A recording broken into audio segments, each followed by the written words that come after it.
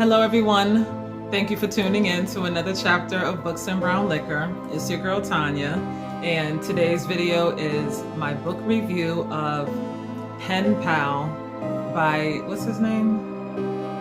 Dathan Auerbach.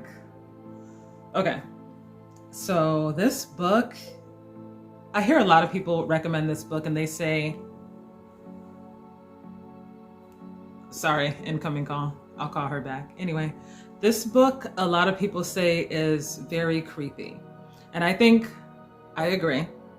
I agree, this book is creepy. I think what makes this book creepy is the fact of how realistic it is. So let me get into it. Again, this book is written by, it's Penpal by Dathan Auerbach. So this story, or stories, this is a book of a collection of short stories. And basically the author is recounting different things that took place during his childhood, okay? Starting from the age like 5 or 6. The very first story is like, and I think, okay, he's retelling or recounting things that happened in his childhood. And again, I think what makes this book creepy is how realistic these scenarios are. The common thread I see among all the stories that kind of connects them is the feeling of not feeling safe.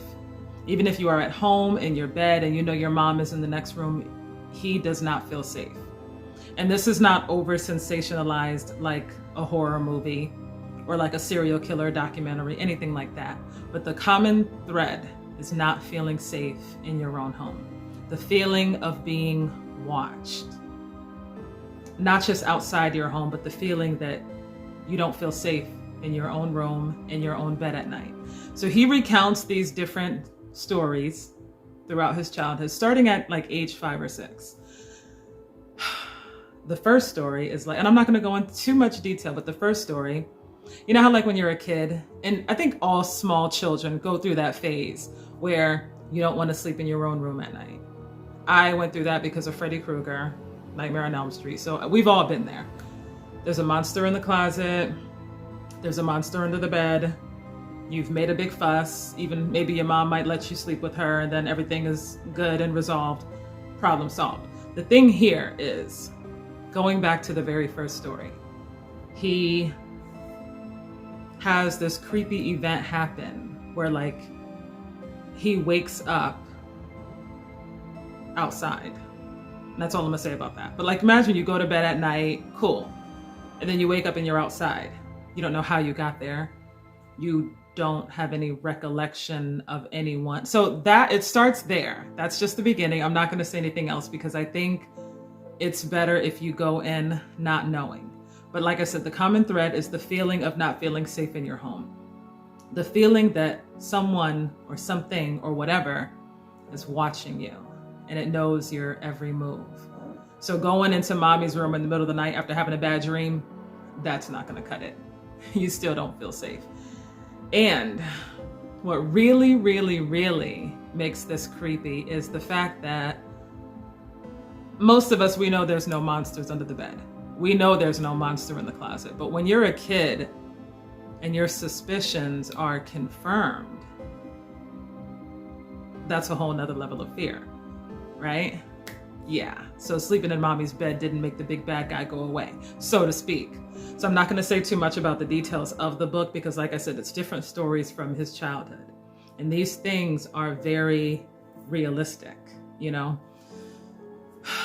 I think, yeah, like I said, I heard some people say this wasn't that scary, but to me, like I said, the things that are scary is not the crazy dude with the machete walking mid-speed. Shout out to Michael Myers because I don't think I've ever seen him run. That's not scary because that is, what are the chances that's really gonna happen? Or like the ghost, we all know the ghost haunted house story. But this is like the feeling of being stalked, the feeling of being watched. And then these weird little things happen to confirm your suspicions. That's creepy as hell. And I think that this book is not over the top scary, but like it kind of leaves this weird, creepy feeling with you long after reading the book. So, excuse me. I enjoyed this book. There were times where like I would finish one of the short stories and I was just like if that really happened to me, I would be all kind of fucked up. I would be all kinds of fucked up. When I was a kid, one of my worst fears was being kidnapped. So like if a van went by me, if the utility guy was coming in the backyard, I was like on my P's and Q's. But because it never happened, obviously I got over that fear, right? But like I said, in this book, when you realize, you know what, there really is something out there. There really is something that knows where I live. That's all I'm gonna say. So anyway, I enjoyed this book. I recommend this book. I like the writing because he writes it in a way where like he's writing about his childhood. Almost like a retelling of something that happened back when I was, 10 years old. That's really, really creepy. So I enjoyed it. I recommend it. Penpal by Dathan Auerbach. So yes, I recommend it. Yes, it's creepy. The realism is what makes it creepy. Okay, I think you get the point. Anyway, thank you for watching. Bye.